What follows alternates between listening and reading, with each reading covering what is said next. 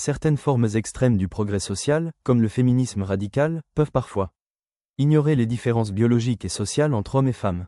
Par exemple, les variations hormonales, notamment la testostérone, influencent certains comportements et besoins physiologiques distincts entre les sexes.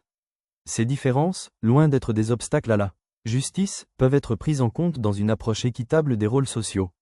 Par ailleurs, certaines traditions socioculturelles ont émergé en réponse à ces différences de besoins. Les rôles genrés sous les vêtements spécifiques à chaque sexe, pantalons pour les hommes, robes ou jupes pour les femmes, ne sont pas forcément des structures oppressives à abolir, mais peuvent être comprises comme des éléments d'organisation sociale qui répondent à des réalités historiques et physiologiques. Une approche équilibrée chercherait à préserver les aspects bénéfiques de ces traditions sans pour autant figer les individus dans des normes rigides, vers un modèle fusionnant conservatisme et socialisme adapté aux besoins individuels. Une véritable société fondée sur le principe « à chacun selon ses besoins » ne viserait pas une homogénéisation excessive, mais plutôt une complémentarité entre conservatisme social et socialisme adaptatif. Le socialisme ajusté permettrait de répondre aux besoins individuels de manière spécifique, assurant une justice sociale qui tient compte des disparités économiques et personnelles.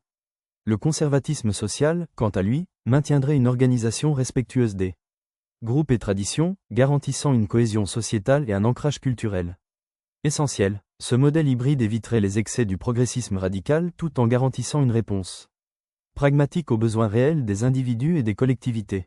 Pourquoi la justice doit être nuancée? Une société équilibrée doit reconnaître les progrès nécessaires sans tomber dans un excès normatif qui empêche toute critique et adaptation. La justice ne peut être pensée comme un système figé où les principes sont appliqués sans prise en compte des contextes. Elle doit au contraire rester dynamique et flexible, capable de s'ajuster aux évolutions sociales tout en préservant une cohérence entre libertés individuelles, équité et préservation des valeurs collectives. Ainsi, ce chapitre pourrait approfondir les limites du progressisme radical et montrer comment une justice bien pensée doit éviter les excès pour garantir un système réellement fonctionnel et inclusif, sans tomber dans des dérives idéologiques qui fragiliseraient la cohésion sociale.